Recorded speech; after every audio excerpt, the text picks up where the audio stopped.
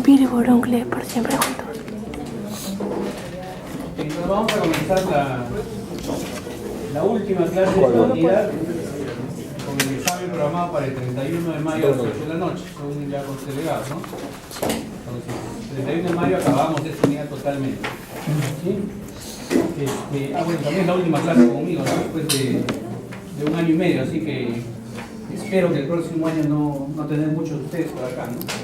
Sí. Entonces, vamos a hacer la última clase, vamos a hablar de realmente es un solo grupo de fármacos, pero que se divide en dos, que son fármacos antirreumáticos y antigotólicos. Parte de lo que son AINES, ¿no? Que es la clase de la semana pasada. Los AINES, como habíamos visto ya, por sus siglas de antiinflamatorios no esteroideos, ¿no? Los antiinflamatorios esteroideos se consideran a los corticoides. Los antiinflamatorios no esteroideos, ¿no? Aquellos que trabajan sobre la ciclooxigenasa e inhiben el metabolismo del ácido araquidónico para convertirse en fosfolipasas y luego en prostaglandinas inflamatorias, ¿no? Entonces ya habíamos visto que los AINES eran COX-1 y COX-2, ¿no? COX-1 porque inhibían la ciclooxigenasa 1, que era la ciclooxigenasa inespecífica que producía todo tipo de prostaglandinas. En cambio, la ciclooxigenasa 2 produce específicamente las prostaglandinas inflamatorias, ¿no? Y el dolor. Entonces, esa era la gran diferencia con los AINES. Sin embargo, existen algunas patologías que requieren tratamiento con AINES por ser patologías que producen dolor, ¿no? Pero que no podemos tratarlas con AINES clásicos, ¿ya? Con AINES clásicos. Entonces, en los últimos años, el dolor es quizá el síntoma más molesto para los pacientes y es el más difícil de tratar para los médicos. Existen sociedades de dolor en todo el mundo, ¿no? La Sociedad Mundial del Dolor, la IAS, en el Perú existe la Sociedad Peruana para el Estudio del Dolor, la Sociedad de Cuidados Paliativos, etc., ¿no? Entonces, los dolores son crónicos, se transforman en crónicos cuando la patología persiste, ¿no? Más allá de 6 semanas. Y los dolores crónicos, nosotros los dividimos en dolores crónicos malignos, todo lo que tiene que ver con cáncer, ¿no? Que también está, como han visto ustedes, y estamos en segundo lugar en el Perú de muertes son a causa de cáncer. El primero sigue siendo los accidentes. Y el otro tipo de dolor es el dolor crónico benigno. Y ese dolor crónico benigno se debe a diferentes patologías, diversas patologías que aquejan al paciente. Es decir, el paciente no se va a morir de eso, pero le invalida la vida, ¿no? O sea, el dolor es una sensación nada agradable que no permite que el paciente produzca o desarrolle su vida como debería desarrollarla. Es imposible. Entonces requerimos un tratamiento. Una parte de estas patologías crónicas benignas son todos los tipos de patologías reumáticas, ¿sí? Todos los tipos de patologías reumáticas. Seguro todos van a decir, sí, en mi familia hay alguien que dice que tiene reumatismo. Pero el reumatismo son una serie de patologías de diversa etiología, generalmente inmunitaria, ¿sí? Los dolores reumatológicos, los dolores reumáticos, engloban más de 200 patologías. Y entre esas patologías está la artritis reumatoidea, las osteoartrosis, las artritis, las fibromialgias que ahora están tan de moda, la osteoporosis en parte, ¿no? La gota, la tendinitis, la bursitis, todo eso produce dolores crónicos, ¿ya? Todo eso produce dolores crónicos y sensaciones desagradables y requieren un tratamiento. ¿Qué es lo que nosotros vamos a ver en este capítulo? La mayoría de estas patologías se pueden tratar con AINES, ¿sí? Siempre se tratan con AINES. Pero las patologías que requieren un tratamiento inmunológico, es decir, que hay de por medio respuesta inmunitaria, son principalmente la artritis reumatoidea y la fibromialgia, ¿ya? El resto, el lupus eritematoso, por ejemplo, es una enfermedad sistémica, ¿no?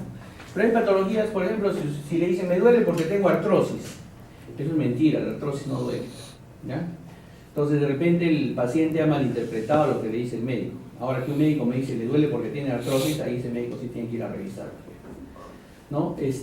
La osteoporosis de por sí no duele, Lo que duele es que el hueso, como hemos visto en fisiología del calcio, el hueso tiene un equilibrio entre osteoblastos y osteoclastos, ¿no es cierto? Entonces los osteoclastos en la osteoporosis van destrozando el hueso y se van produciendo microfracturas dentro del hueso. Esas microfracturas son las que duelen, no la osteoporosis, ¿ya? Las microfracturas. Entonces, puede tener dolor por microfracturas. Las tendinitis, las bursitis también se tratan con AINES. Pero la gota y la artritis reumatoide tienen tratamientos específicos, que los vamos a ver hoy.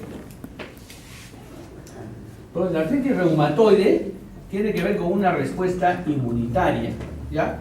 Una respuesta inmunitaria excesiva en los tejidos sinoviales, sobre todo en las articulaciones.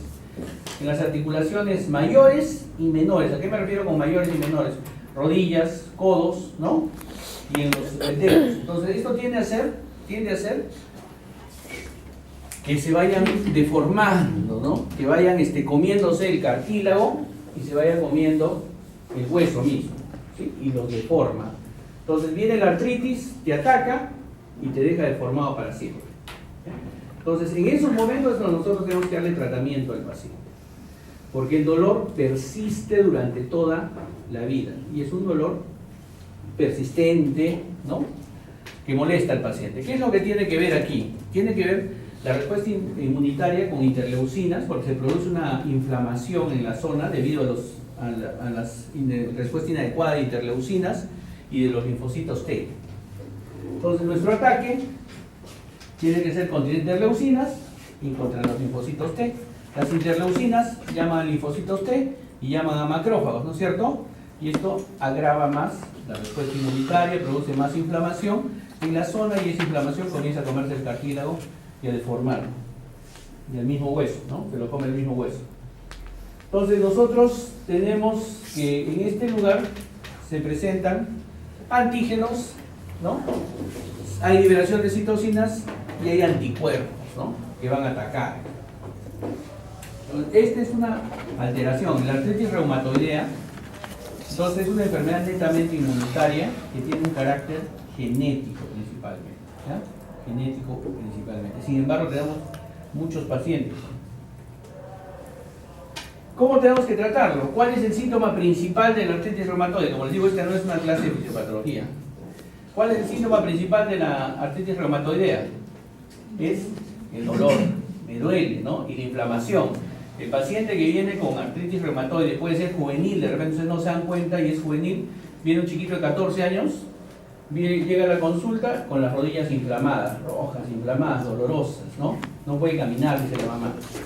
Entonces ustedes no le van a decir que es dolor del crecimiento, ¿no? Ese es un dolor por inflamación. Y esa inflamación a esa edad generalmente requiere un descarte de artritis reumatoide. Entonces, ¿pero qué le vamos a dar mientras le duele? El tratamiento inicial y agudo mientras le duele es principalmente los AINES, ¿ya? Los AINES, cualquier tipo de AINES, de todos los grupos que hemos visto. Segundo grupo que se le da, los corticoides, ya han visto corticoides, ¿no? Principalmente podemos usar corticoides de alta potencia y buen manejo, fácil manejo, prednisona, ¿no? Entonces, estos son los dos, ya los han visto los grupos farmacológicos, ya no tenemos que repetirlos. Son los dos grupos de tratamiento agudo, digamos, para el dolor y la inflamación del paciente, ¿sí? ¿Qué hacen los corticoides? Aparte de reducir la inflamación del paciente, los corticoides también son buenos analgésicos y disminuyen la respuesta inmunitaria, ¿sí?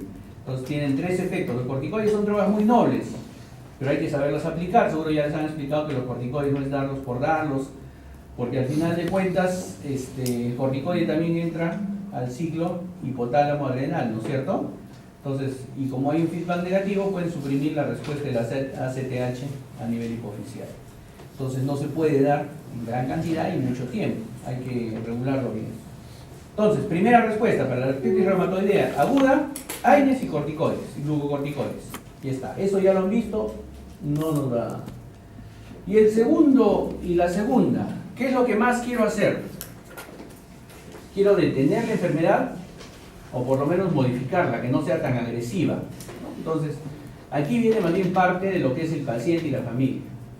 Si ya le diagnosticaron artritis reumatoide, esa familia o ese paciente tiene que saber que requiere un tratamiento inmediato para evitar que la artritis continúe, porque si no la artritis se vuelve deformante, ¿no?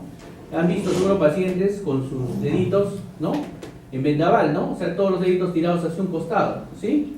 Entonces, deformados, con inflamación en los nudillos, en las articulaciones pequeñas. Eso es cuando la artritis atacó, a veces no le hicimos caso o nuestros medicamentos no fueron los adecuados.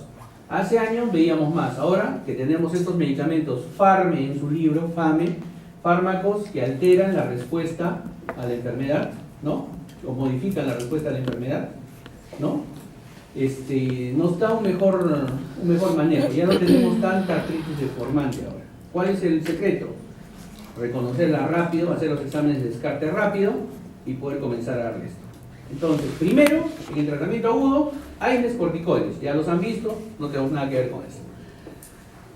Segundo, entonces, para modificar la enfermedad, para tratar de detener ese vendaval, para tratar de detener la deformación, tenemos que darles fármacos que van a trabajar con un efecto muy lento, hasta 1 a 6 meses, ¿no es cierto?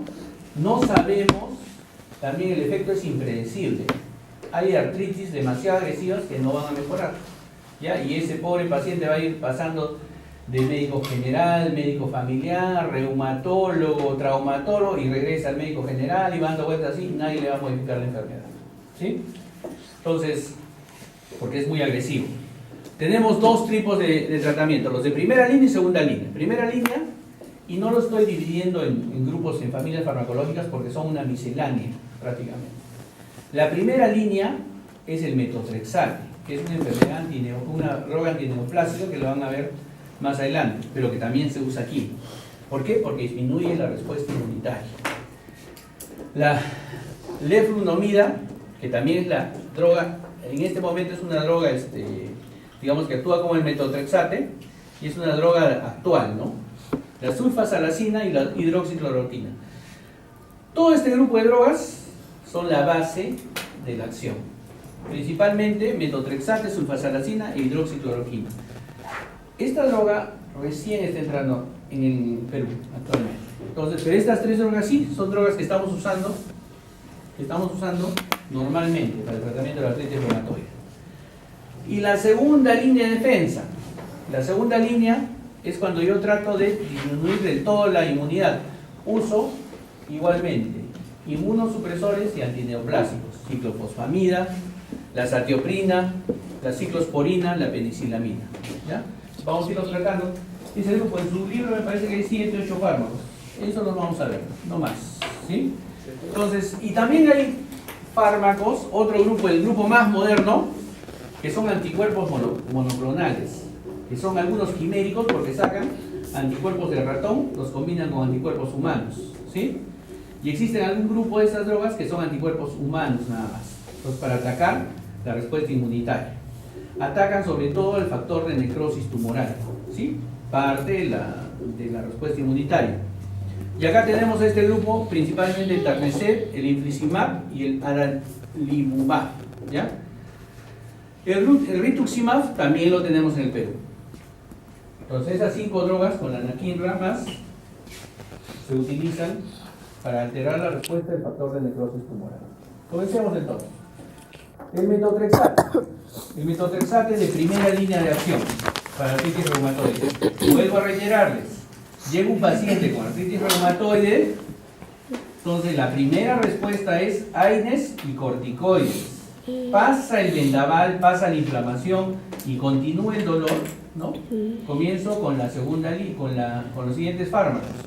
Metotrexate, ¿sí? El metotrexate es para disminuir los efectos, para tratar de alterar el camino de la enfermedad, para tratar de detenerla, la enfermedad lo más que podamos, ¿sí? Entonces el metotrexate, aparte de alterar el metabolismo del ácido fólico, que esta parte nos ayuda en lo que es antineoplasia y lo van a ver con el doctor Gordillo, ¿sí? Aparte de eso, también trabaja sobre inhibiendo las citocinas, el factor de necrosis tumoral y las interleucinas. Ese es el efecto que queremos nosotros mejorar en la artritis reumatoide. Hace unos 3 o 4 años atrás que vi un paciente de cáncer, de artritis reumatoide por dolor crónico, me hicieron una interconsulta y el médico general del centro de salud me trajo y me dijo, yo no sé por qué le están dando metotrexate si la paciente no tiene cáncer, o sea, todo molesto, indignado, ¿no? No le dije nada porque realmente era vergonzoso lo que me dijo el doctor, ¿no? Entonces, el metotrexate tiene dos efectos, ¿ya? Uno, es cierto, es un antineoplásico, y el antineoplásico le aprovechamos su efecto sobre el ácido fólico, pero en la artritis reumatoide nosotros tenemos que trabajar con este efecto, ¿sí? Que inhibe la citocina, el factor necrosis tumoral, interleucinas, ¿ya? Y todo lo que es citocinas, todo el fármaco antiinflamatorio. Entonces, si ustedes tienen un paciente con artritis reumatoide, no cáncer, no artritis reumatoide, y ven que actúa sobre el ácido fólico, ¿qué suplemento tienen que darle a ese paciente? Ácido fólico. Le tienen que dar ácido fólico, ¿no? Entonces, para artritis reumatoide. Era así de simple la respuesta, pero el doctor, bueno, ya les he dicho, estudiar medicina no implica que estudies medicina, ya soy médico y me voy y nunca más vuelvo a agarrar un libro, ¿no? Y se ríen de los que agarran libros, que van a congresos, todavía algunos se jactan de eso. Yo no necesito ir a congresos, no necesito leer libros, ¿no? Yo sé todo, no es así. Entonces, su farmacocinética es que tiene muy buena administración, muy buena absorción por vía oral, no se altera el metotrexate cuando lo ingieres con medicamentos, ¿sí? Su metabolismo es netamente hepático, y su secreción es renal, tiene filtración y tiene secreción tubular. Entonces tiene dos mecanismos. Para que mejore su efecto de metotrexate es darle ácido fólico para que el paciente no haga deprivación y no nos haga una anemia megaloblástica al final, ¿no? Como hemos visto ayer. ¿Qué reacciones adversas tiene el metotrexate? El metotrexate, básicamente, aparte de las náuseas, vómitos que suelen tener estos medicamentos, sobre todo como son quimioterápicos, produce alopecia. Nos vamos a dar cuenta que el paciente comienza a quedarse el pelo. No solamente en las con artritis, sino también en pacientes neoplásicos. Entonces, todos los pacientes que tienen quimio no los han visto peladitos. La mayoría de los medicamentos antineoplásicos produce alopecia, ¿ya? Y uno de esos también es el metotrexate. Entonces, eso no quiere decir que siempre se van a quedar peladitos los neoplásicos, ¿no? O sea, dejan el tratamiento, y comienza a crecer ese pelo, ¿sí? Entonces, como se metaboliza en el hígado y se elimina por el riñón, está contraindicado en pacientes renales y en pacientes que tengan alguna alteración hepática. La sulfasalacina, el siguiente, igual, altera no los linfocitos T interleucina, sino altera la inmunoglobulina M y los linfocitos B, ¿no? También, en segunda línea, disminuye interleucinas, factor de necrosis tumoral, ¿sí? Y actúa sobre los segundos mensajeros. Ya hemos hablado bastante sobre segundos mensajeros, ¿no? Ustedes ya, eso es viejo conocido por ustedes, calcio, ¿no? Diacilglicerol, el fosfato inositol, ¿no? Segundos mensajeros celulares. Entonces tiene gran acción. ¿Cuál es la diferencia? Esta sulfasalacina tiene dos partes. Tiene una parte antiinflamatoria, los salicilatos, el ácido acetil salicílico, ¿sí? Y una parte antibiótica, ¿sí? Que también se ha visto que puede producir la disminución de esto. ¿Cuál es su desventaja? ¿Cuáles son sus desventajas de la sulfasalacina? ¿Sí? Bueno, se da bien por vía oral, ¿sí? Su metabolismo igual es hepático, ¿sí? Y lo mismo, produce reacciones adversas, náuseas, vómitos, puede producir anemia megaloblástica porque tiene alteración en el ácido fólico también, ¿sí? Y es teratogénico, no es teratogénico, a diferencia del metotrexate que sí es teratogénico, ¿sí? Ahora, estos pacientes como producen irritación en la piel, entonces no se les da a los pacientes que tienen ileostomía. ¿Qué es una ileostomía? ¿Saben ustedes? Cuando el ilio se lo sacan acá afuera al paciente. Por algún motivo hay una obstrucción intestinal, se lo sacan para que el paciente pueda defecar por ahí por el ilio, no por el colon, sino por el ilio, ¿ya? Entonces, a esos pacientes no se les da porque les va a irritar la piel y pueden producir infección. La hidroxicloroquina igual, aparte inhibe toda la respuesta inflamatoria, interleucinas, factor de necrosis tumoral y linfocitos T. La hidroxicloroquina y la cloroquina son medicamentos antipalúdicos. Es decir, sirven para tratar el paludismo. También lo van a ver con el doctor Gordillo, ¿sí? Entonces, esta hidroxicloroquina igual, ¿no? Se absorbe por vía oral, tiene un primer paso hepático, ¿no? Importante, ¿sí? Igual nosotros tenemos una discrepancia, acá tenemos algo de discrepancia, justo es lo que había visto. Dentro de su bibliografía también está Flores, ¿no? Bueno, acá este capítulo lo estoy viendo más de Flores y estoy tratando de usar solo las drogas de Katsu, ¿ya? Tienen algunas diferencias que me parecen muy marcadas, Katsu y Flores, en esto, ¿no? Sobre todo en el tiempo de acción de esta droga, ¿sí? Hidroxicloroquina. Que la hidroxicloroquina dice que puede hasta 6 meses demorar en entrar en acción, en algunos, según Katsu, y su tiempo máximo de inicio de acción es 3 meses, según Flores, ¿no? Entonces, eso depende de la bibliografía que cada libro haya revisado. Nosotros vamos a decir que sí demora un tiempo en entrar en acción, ¿sí? Y que ustedes deben saber que el paciente, estas son enfermedades para alterar el manejo, el desenvolvimiento de la enfermedad, no para el tratamiento agudo. El tratamiento agudo, AINES y corticoides. Estas son medicamentos que se usan para alterar la enfermedad, ¿no es cierto? Para intentar que la enfermedad no nos deje huella. Finalmente, la hidroxicloroquina nos produce igual vómitos, calambres intestinales, etc. Lo más resaltante de la hidroxicloroquina, igual cuando se trata con el paludismo, es que produce alteración en la retina. Produce una retinopatía, una inflamación de la retina, ¿ya? Entonces puede producir alteraciones visuales, incluso ceguera, ¿sí? Eso era antes muy común en el paludismo. Entonces disminuyen secretan mayor cantidad de insulina. Entonces, si tú le das con un hipoglicemiante, con un antidiabético, puede producir hipoglicemias en el paciente también con la hidroxicloroquina. Otro de sus efectos colaterales, 2 notorios, la retina y es hipoglicemiante. Produce alopecia, ¿ven? Este es el tipo de alopecia a la que me refiero, ¿no? O sea, pierdes pelo, pierdes el cabello. Entonces, en la primera línea de acción, agudo para artritis reumatoide, AINES corticoides. Y de ahí comenzamos el tratamiento con primera línea de acción. ¿Qué quiere decir primera línea de acción? Las drogas principales, metotrexate, sulfasalazina e hidroxicloroquina. A veces comenzamos solo con 2 y a veces tenemos que usar las 3. Ya eso depende del reumatólogo que trate este paciente.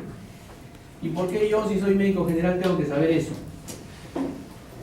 Porque ustedes cuando salgan, ustedes reciben las contrarreferencias de los especialistas, ¿sí? Serumista primer día y te llega una artritis reumatoide de tratamiento y tú no sabes qué le vas a decir al paciente, ¿no? Entonces tienes que saber el esquema que está siguiendo el reumatólogo. Está bien, está mal, requiere derivación, seguimos con lo mismo, cómo van los síntomas, etc. ¿Sí? Si ese paciente no va bien con los de primera línea, ¿no? Que pueden ser 2 o 3 al mismo tiempo darle, pasamos a los de segunda línea. ¿Cuáles son los de segunda línea? Ciclosporina. La ciclosporina no solo la van a ir acá, la van a ver como un inmunosupresor, ¿sí? Inmunosupresor. Entonces, en cualquier patología que requiere inmunosupresión, se va a dar ciclosporina. Por ejemplo, pacientes trasplantados. Su droga base en los pacientes trasplantados para disminuir la respuesta inmunitaria del organismo es ciclosporina. ¿Ya? Entonces no solo la van a ver acá, la van a ver también en otras patologías. La ciclosporina igual inhibe la respuesta inflamatoria de la interleucina 2, que es la que finalmente llama a todos, ¿no? Interleucina y interleucina 2 se encargan de llamar a toda la respuesta inflamatoria, ¿sí? La ciclosporina. Igual se da, tiene buena absorción intestinal, ¿sí? Tiene biodisponibilidad del 30%, se metaboliza en el hígado y en el epitelio intestinal. ¿Qué pasa con la ciclosporina? Es nefrotóxica a veces, produce hipertensión arterial y puede producir hipercalemia. con el tratamiento crónico de la ciclosporina puede producir hiperplasia gingival, hirsutismo y aumenta la concentración de ácido úrico. Aumenta la concentración de ácido úrico. Pero es una droga muy usada. La penicilamina, que es la siguiente droga de segunda línea, es un metabolito de la penicilina. Es un metabolito de la penicilina. Que también se ha visto que tiene efecto antiinflamatorio y efecto contra los interleucinas, la respuesta inflamatoria. Su periodo de latencia más bien es muy prolongado, ¿sí? Es de 3 a 4 meses. 3 a 4 meses. Se metaboliza en el hígado y se elimina por heces y orina. ¿Qué respuesta, qué alteraciones, qué reacciones adversas? Todas estas drogas, como disminuyen la respuesta inflamatoria, interleucinas, factor necrosis tumoral, linfocitos T, entonces me pueden producir aplasias medulares. Y esto quiere decir que me producen trombocitopenias, neutropenias, ¿no? En la penicilamina es un poco más marcada esto. Entonces, un paciente con artritis reumatoide hay que estarle tomando pruebas de sangre cada 3 meses para ver que no vaya a producir una inmunosupresión muy severa. ¿Sí? ¿Dónde no le doy? Insuficiencia renal porque se elimina por riñón y en las embarazadas porque pasa la barrera placentaria. La azatioprina. La azatioprina también es un medicamento de segunda línea. Esta azatioprina más bien se incorporan al ADN y al ARN y disminuyen la síntesis de purinas, ¿no? Esto disminuye la proliferación celular. ¿Ya? Entonces, disminuye la cantidad de monocitos, de los natural killer, de las interleucinas. Entonces, la azatioprina. Igual, el mismo cuento por vía oral, metabolismo hepático y se elimina por vía renal. La ciclofosfamida. Otro medicamento antineoplásico, también de segunda línea. ¿Sí? También de segunda línea. También se da por vía oral, altera igualmente el DNA, altera los linfocitos B y los linfocitos T, ¿sí? Su metabolismo es hepático, su excreción es renal y su biodisponibilidad es al 75%. La ciclofosfamida pasa la barrera hematoencefálica, pasa la barrera placentaria, está contraindicado en gestantes. Entonces tenemos 2 tipos de drogas hasta ahora. La aguda, en artritis reumatoide, AINES y corticoides, ¿ya? Y lo derivan, porque ya saben manejar AINES y corticoides. Primera línea, metotrexate, hidroxicloroquina y sulfasalazina. ¿Sí? Primera línea, eso lo van combinando. No resulta eso, el reumatólogo pasa a los medicamentos de segunda línea, todos actúan inhibiendo la respuesta inmunitaria. Algunos alteran el DNA y el ARN para disminuir la proliferación de linfocitos B y linfocitos T. Otros disminuyen la cantidad de interleucinas y citocinas. La mayoría trabaja sobre el factor de necrosis tumoral de una u otra manera. ¿Ya? Ahí tenemos otro grupo de antineoplásicos, ¿no? El primero la ciclosporina, un inmunosupresor. Tenemos la ciclofosfamida y la azatioprina y la penicilamina, segunda línea. ¿Ya? Finalmente, las drogas más modernas son anticuerpos monoclonales contra el factor de necrosis tumoral. Y aquí más bien se combina el anticuerpo contra el factor de necrosis tumoral y anticuerpos contra las inmunoglobulinas M. O sea, nos pegamos a la inmunoglobulina M para disminuir su respuesta. Y aquí también se ha realizado, estos son genéticamente alterados para poder darle anticuerpos humanos, netamente humanos, o combinar un porcentaje humano y un porcentaje de ratón. ¿Sí? Eso se llaman los medicamentos quiméricos, porque combinamos ambos anticuerpos. El primero, el más usado, es el etanercept. Este etanercept es, digamos, de este grupo, que son carísimos, es el más barato. ¿Ya? Se da por vía subcutánea principalmente y se da solo ciertos periodos del año. ¿Ya? Es para modificar la enfermedad, son fármacos que alteran, ¿no?, el desenvolvimiento de la enfermedad, que alteran la enfermedad, ¿sí? Entonces, este trabaja sobre el factor de necrosis tumoral. Tenemos otros medicamentos, también como el adalimumab, que hace lo mismo. Tiene dos dominios sobre el factor de necrosis tumoral y sobre la inmunoglobulina G, ¿ya? Entonces bloquea el factor de necrosis tumoral, esta parte inflamatoria. Entonces, es un anticuerpo, acuérdense, es un anticuerpo, ¿sí? Se da por vía subcutánea, como les decía, se da en determinados tiempos nada más, 2 veces al año, generalmente, por periodos de 2 veces al año. Y la droga, como es por vía subcutánea, se absorbe rápidamente y se elimina por el sistema retículo endotelial. ¿Ya? Su eliminación es diferente. Entonces, ¿qué tenemos de reacciones adversas de estos medicamentos? ¿Sí? ¿Qué tenemos de reacciones adversas? Los usuales como eritema, prurito, inflamación en la zona de la inyección, ¿sí? En la zona de la inyección. Puede haber infecciones leves o pancitopenia, que es la disminución total de una aplasia medular, ¿no es cierto? Puede haber anemias aplásicas, cefaleas, rinitis, etc. Este tratamiento de Etanercept puede ser solito o puede ser combinado con metotrexato.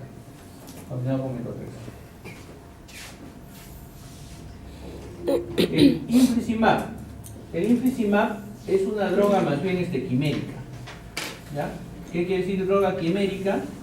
Que actúa recombina anticuerpos de ratón con anticuerpos humanos, ¿no?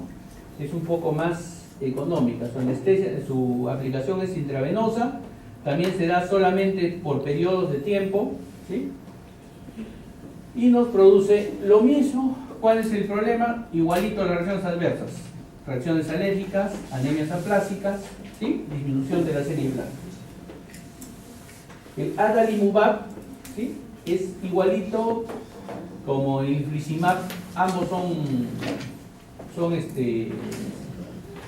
son anticuerpos monoclonales, pero este es completamente humano, como el Etanercept, ¿sí? Este actúa sobre la inmunoglobulina M. El Etanercept actúa sobre la inmunoglobulina G, ¿no es cierto? Este actúa sobre la inmunoglobulina M. ¿Ya? Entonces lo mismo, se da por semanas, también su aplicación es subcutánea y se da solamente ciertos periodos de tiempo. Finalmente el rituximab es igual, actúa sobre el complejo por el CD20 y actúa sobre los linfocitos 20, son anticuerpos también monoclonales. Igual se repite a cierto tiempo nada más. ¿Ya? Entonces los fármacos antirreumáticos tienen los fase aguda, hay corticoides, primera línea, ¿sí?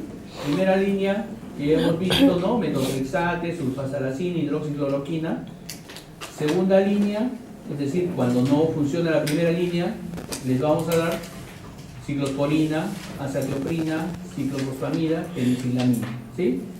¿Hay alguna familia farmacológica ahí? Ninguna, ¿no? Es una mixtura de medicamentos, por eso se da al final. Finalmente, lo que sí es una familia son los que actúan sobre el factor de necrosis tumoral, ¿sí? Y estos sí son una familia porque son anticuerpos monoclonales, quiméricos y no quiméricos, y actúan sobre factor de necrosis tumoral y sobre inmunoglobulinas, ¿sí? El Etanercept actúa sobre inmunoglobulina G y factor de necrosis tumoral. El infliximab lo que hace es actuar sobre las mismas inmunoglobulinas y sobre el mismo factor de necrosis tumoral, pero es una droga quimérica, ¿sí? Anticuerpo ratón y anticuerpo D contra el factor de necrosis tumoral. Y el adalimumab es igual actúa sobre lo mismo que el infliximab, pero es una droga completamente anticuerpo humano, ¿sí? El rituximab, como les digo, también es anticuerpos monoclonales humanos, pero actúa sobre el complejo 20, CD20, y actúa sobre los linfocitos B. Entonces, tenemos todo lo que tiene que ver con antirreumáticos, son que tienen que actuar sobre lo que es respuesta inflamatoria, ¿ya? Respuesta inflamatoria. Entonces, y pasamos al segundo grupo de dolor crónico, benigno. ¿Qué es los antigotosos? Sí, antigotosos. Y los pacientes, ¿qué es la gota? ¿Qué es la gota? ¿De dónde viene la gota?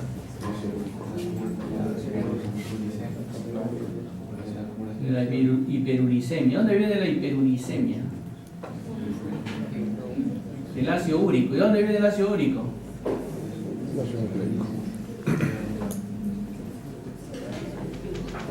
¿Metabolismo de qué es el ácido úrico?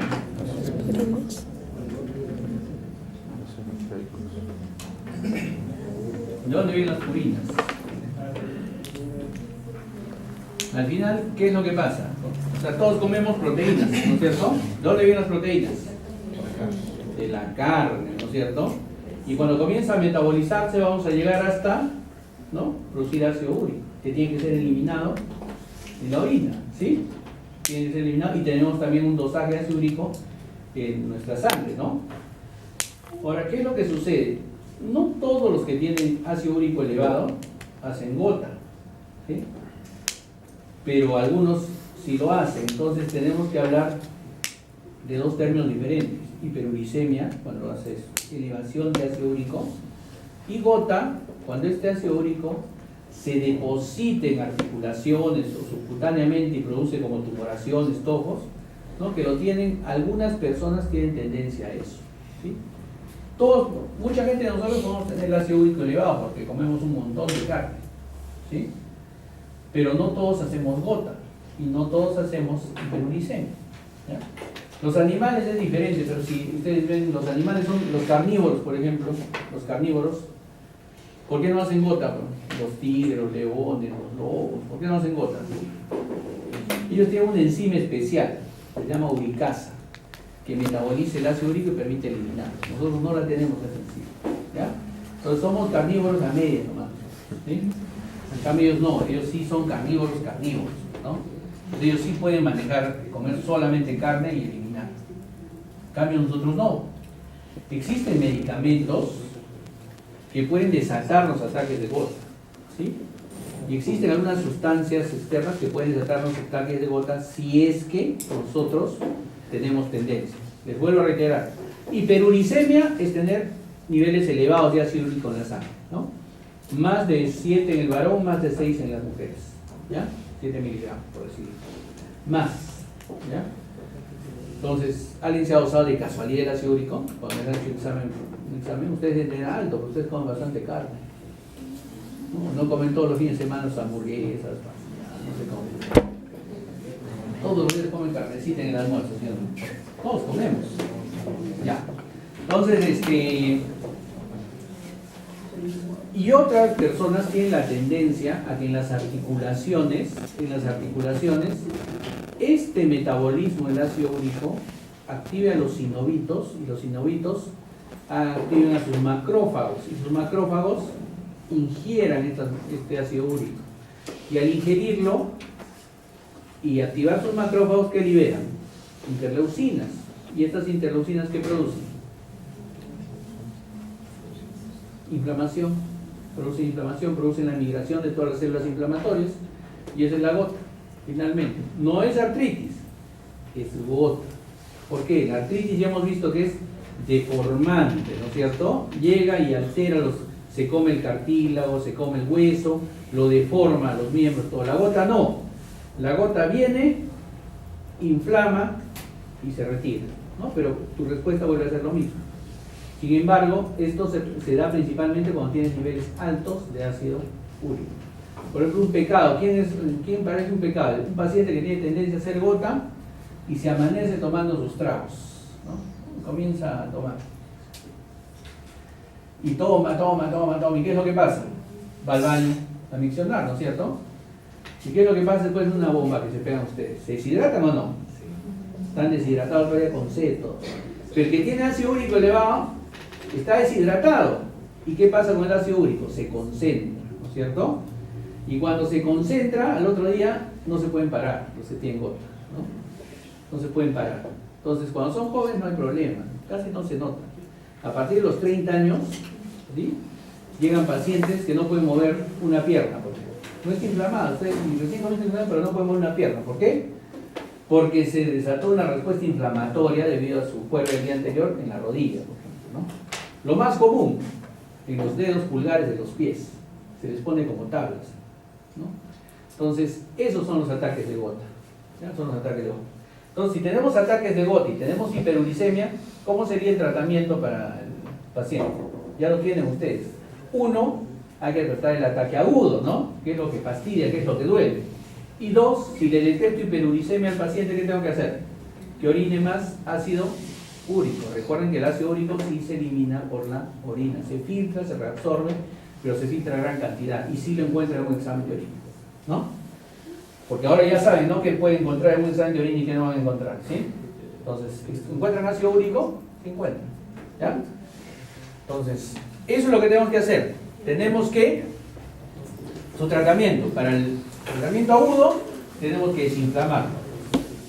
Y para el tratamiento crónico, tenemos que inhibir las enzimas que producen ácido úrico, para que no se produzca ácido úrico, y tenemos que hacer orinar más al paciente ácido úrico, ¿ya? En los pacientes que tienen elevados. Ahora, hay algunos medicamentos que pueden elevar la cantidad de ácido úrico, lo vamos a ver más adelante.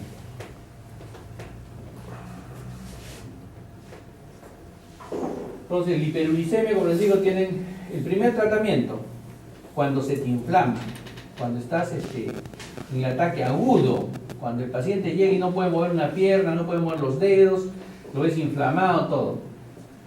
Hay un término más, para que no se me vaya a olvidar, hay un término más que se llama tofo gotoso, que también hay algunas personas que tienen tendencia a hacerlo. ¿Qué es el tofo gotoso? Cuando tienes mucho ácido úrico, el ácido úrico se te deposita, se te precipita en el tejido subcutáneo, ¿no? Y entonces te parece como una tumoración dura, ¿sí? Es un tofo gotoso. Ya es cuando es demasiado exceso de ácido úrico, ¿ya? Entonces, ¿qué es lo que pasa con un paciente que llega con un ataque de gota? Después de una juerga, de un fin de semana, el lunes 5 de la mañana están de guardia, se quieren ir a su casa y llega el paciente, que no puede mover una rodilla, un codo. ¿Qué es lo que ha pasado? ¿Qué es lo primero que tenemos que calmar cuando un paciente llega así? El dolor, ¿no es cierto? La inflamación. ¿Cuál es la primera respuesta? AINES. Miren que ustedes ya tienen una idea de lo que es AINES y de dónde trabajan los opioides, los vamos a repetir en el seminario. Pero no es lo mismo darle un AINES a un paciente que darle un opioide o que darle cannabis, no a un paciente. Eso lo vamos a aclarar bien en los seminarios, ¿no? Para que ustedes puedan saber qué es lo que le van a dar a un paciente, qué es lo que le van a dar a un paciente para mejorar sus síntomas, ¿sí? ¿Qué es lo que tienen que dar? Según la escala de dolor, ¿ya? Bueno, ya tienen armas, se van a ir al hospital de acá a unos meses, ya van a ver cómo manejamos esas armas que les hemos dado, ¿sí? Entonces ya lo van a ordenar en su cabecita, poco a poco, todas las armas que tienen.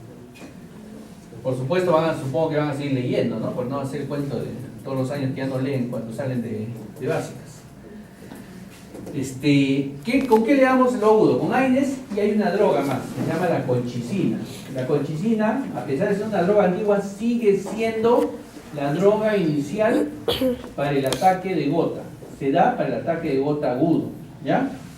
Y cuando yo tengo un paciente que tiene hiperuricemia ya de mucho tiempo y tengo miedo que vuelva a hacer mi ataque de gota, le doy un tratamiento de control. Igual que el fármaco modificador de la artritis reumatoidea, le doy un tratamiento crónico.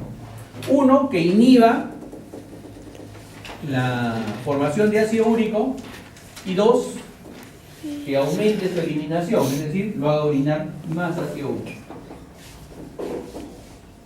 Entonces, ¿cómo inhibo la síntesis del ácido úrico? Altero la xantina oxidasa, ¿no? Tenemos una droga ahí, el allopurinol, lo vamos a ver más adelante, ¿sí? Entonces, les vuelvo a reiterar, ¿de dónde viene el ácido úrico? Viene el metabolismo de las proteínas que se vuelven purinas, ¿sí?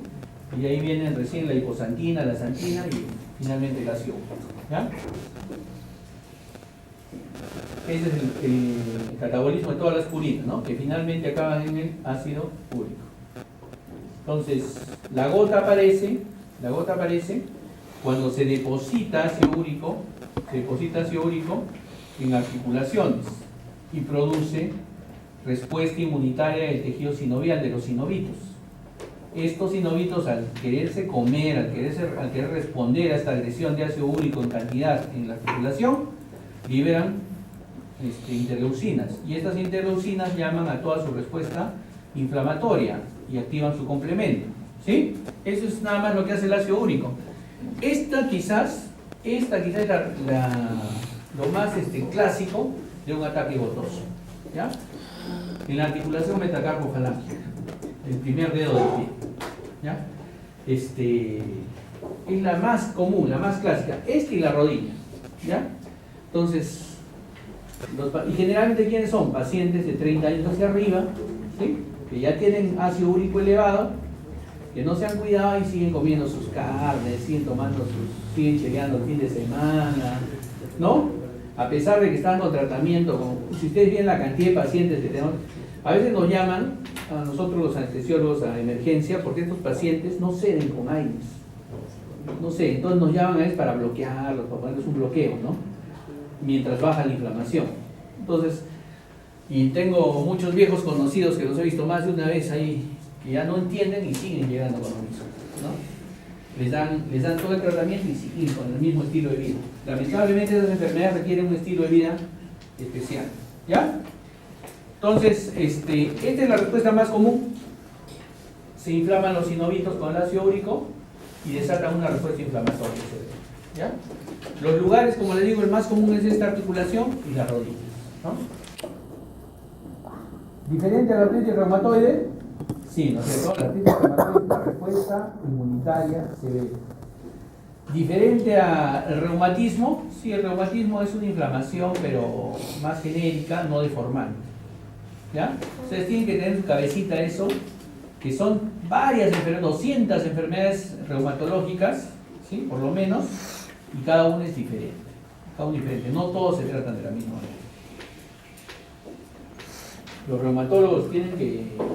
Los reumatólogos actuales, los de ahora, no les hablo de los de hace 20 años atrás, los de ahora tienen que manejar muy bien, por ejemplo, ecografía, ¿no? Tienen unos tigres en ecografía de tejido blando, el reumatólogo, porque muchos de estos dolores que nos llaman aquí a los anestesiólogos, porque en mi hospital no tengo reumatólogo, ¿no? Entonces, muchos de estos dolores que tenemos que bloquearlos nosotros, se bloquean con ecografía, porque son nervios muy delgaditos que tengo que identificarlos con el ecógrafo y poderle bloquear los pedios, todo para que no le duela al paciente, ¿no? Para que no tenga mucho dolor el paciente. Entonces, los reumatólogos actuales tienen que saber manejar muy bien su ecógrafo para poder identificar los nerviecitos y bloquearlos, ¿no? Entonces, son cosas que han ido apareciendo con los años, ¿ya? Yo cuando salí de la universidad, yo nunca pensé que tenía que manejar un ecógrafo. Yo era anestesiólogo, no me gustaba pasar visita médica, ¿no? Pero ahora, con los años, tienen que aprender a manejar un ecógrafo justamente para hacer esos bloqueos. O sea, ustedes van a tener que ganar competencia. Ya les he dicho, ustedes salen a un mundo donde ustedes tienen que pensar que no están compitiendo con la Basar. La Basar es una zapatilla vieja. Ustedes tienen que competir con la Cayetano, con la UPC. Esas son sus competencias de ustedes. Ya, esa es su competencia de ustedes. El resto no cuenta. Ya. Yo soy de la San Agustín, pero la San Agustín también, por lo que veo, su nivel ha caído mucho, ¿sí? Entonces, los que pasen farmacología y fisiopatos, pasen al siguiente ciclo, o sea, su formación subsiguiente tiene que ser full pilas, tiene que pensar en que van a competir con ellos, no van a competir ni en Tajana, ni en Arequipa, ni en el sur, ¿no? Ustedes van a competir con ellos, ¿sí? Esa es su meta de la universidad, finalmente, y es su meta de ustedes, porque ¿para qué ganan peleando entre nosotros? Si de ustedes, ¿cuántos van a quedar a trabajar en Tacna? 3, 4, ¿no? No creo que el resto se quede a trabajar aquí en Tacna, ¿no? Nosotros estamos produciendo médicos de exportación, ¿no? Que tienen que irse hacia otro lado a trabajar. Así que si me los encuentro en Tacna, no les voy a dirigir la palabra. ¿Ya? Claro, pero no entiendo. O sea, estamos produciendo médicos de otro nivel, se supone, ¿no? Un nivel superior al nuestro, ¿no? Por ahora nosotros les enseñamos lo que sabemos, pero ustedes cuando salgan tienen que saber mucho más, ¿no? Tengo 2 alumnas mías que han sido de acá de la UPT, que son anestesiólogas, ¿no? Una trabaja en el INEM, otra en el Rebagliati, pero ellas son ahora especialistas en dolor, ¿no? O sea, hacen terapia paliativa, ¿no? Entonces, Yo soy una zapatilla vieja al lado de ellas, ¿no? En cuestión paliativa. Yo hago paliativo acá, pero no estoy a su nivel de ellas, ¿no? Yo tengo que derivarles a ellas mis pacientes cuando no puedo con ellos, ¿no? Entonces eso da gusto, ¿no? Que tus alumnos se superen así mucho más que tú. Entonces, eso esperamos de ustedes, nosotros en general, pero todos los médicos. Bueno, entonces la colchicina es importante en el ataque agudo. Es importante en el ataque agudo, ¿ya? Es importante en el ataque agudo. Es la droga más antigua, pero la más importante en el ataque agudo, aparte de los AINES. ¿Sí? Aparte de los AINES. ¿Sí? ¿Qué AINES no le vamos a dar nosotros en el ataque agudo? Aspirina. ¿Ya? La aspirina a dosis de menos de 2 gramos al día produce precipitación del ácido úrico.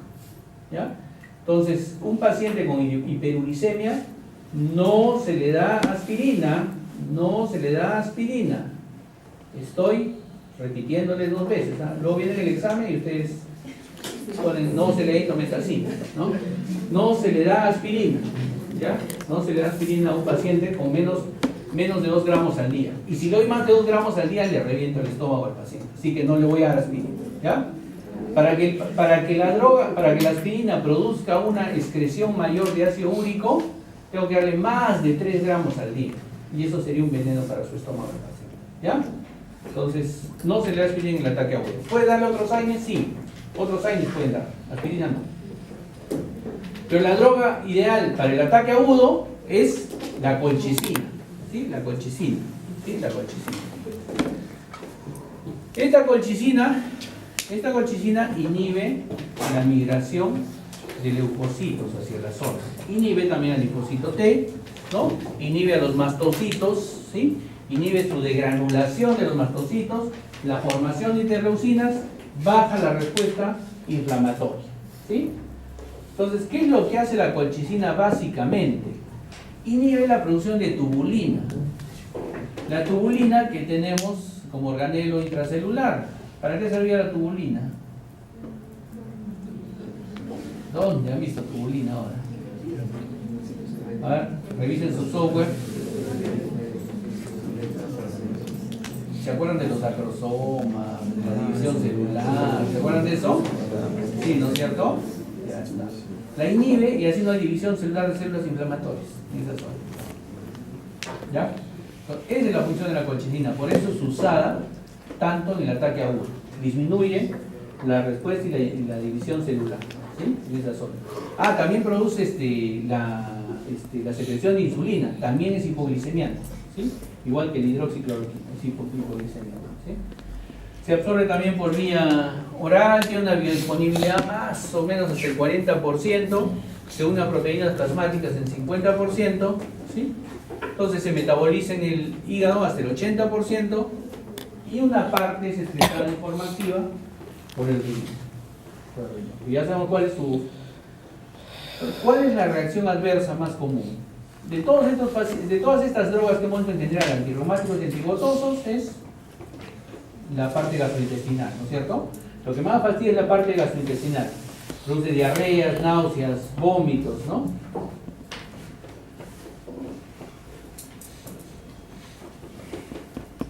Bueno, entonces los corticoides también son útiles para disminuir el ataque gotoso. Lo ideal es, como le digo, AINES, si quieren le dan corticoides y la colchicina. Ataque agudo, ¿sí? Ataque agudo. Pero el ataque a largo plazo, cuando tú detectas un paciente que tiene hiperuricemia, que tiene niveles altos de ácido úrico y necesito que los elimine para que no me acabe con un ataque de gota cuando se vaya de juerga, porque generalmente los pacientes hiperuricémicos, ¿por qué se presentan? Pues son pacientes díscolos, son pacientes desordenados de por sí, ¿no? Que les gusta comer bien, que les gusta comer bastante carne, ¿no? Tomar licor, ¿no? Entonces todo esto altera el metabolismo, todo esto hace que se metabolice mucha purina y produzca mucho ácido úrico, ¿sí? Entonces hay que estos pacientes son desordenados. Entonces cuando tú tienes un paciente con ácido úrico elevado a nivel sanguíneo, ¿qué tienes que hacer? Antes de que se desate una gota, lo tienes que hacer eliminar ese ácido úrico, ¿sí? Tienes que eliminar ese ácido úrico. O tienes que evitar que se forme el ácido úrico. Entonces para eso tenemos los inhibidores de la xantina oxidasa, que como hemos visto, son los que producen que la purina acabe en ácido úrico, ¿sí? La xantina oxidasa. Y fármacos uricosúricos y fármacos uricolíticos. ¿Qué es lo que pasa? ¿Qué son uricosúricos? Que producen que se miccione más ácido úrico. No solo ácido úrico, a todos los ácidos débiles que tenemos en el organismo nos ayuda a eliminar estos fármacos. Y fármacos uricolíticos. Es que así como se forman los tofos gotosos también forman cálculos de ácido úrico, ¿sí? Entonces también tenemos que tener medicamentos que eviten que se formen cálculos de ácido úrico, ¿ya? Tenemos que evitar que se formen cálculos de ácido úrico, ¿sí? Tenemos que evitar que se formen cálculos de ácido úrico. Un cálculo, una piedrita a nivel renal, aparentemente podría ser, pero es una piedrita, ¿no? Pero eso te puede alterar totalmente la vida, puede producirte hidronefrosis, insuficiencia renal, ¿no? Y que ese riñón acá es disfuncional. Entonces, cuando tienes cálculos renales, sí, ese paciente tiene que estar en un chequeo constante. No puedes abandonar a un paciente con cálculo renal, ¿sí? Ustedes no saben todos los días cuántos cálculos renales sacamos. Y se imaginan ustedes. Pero diario se saca 1 o 2 cálculos renales de los uréteres, de las vejigas, casi llegando al riñón, para evitar daños renales. ¿Ya? No es como antes tampoco, ¿eh? Los urólogos también han evolucionado demasiado. Los urólogos ahora solo entran una sondita, buscan el cálculo, lo talan y listo. Y si no pueden, ahí lo destrozan ahí mismo, lo taladran, como taladran así la pista, igual taladran su cálculo y lo sacan del cálculo, ¿no? O sea, ya no es como antes, que era todo un martirio cuando tenías un cálculo. Bien, entonces, ¿quiénes inhiben la xantina oxidasa? ¿Quiénes inhiben la xantina oxidasa? Nuestra droga principal, no se nota bien, ¿no? Nuestra droga principal es el allopurinol. ¿Ya? El allopurinol.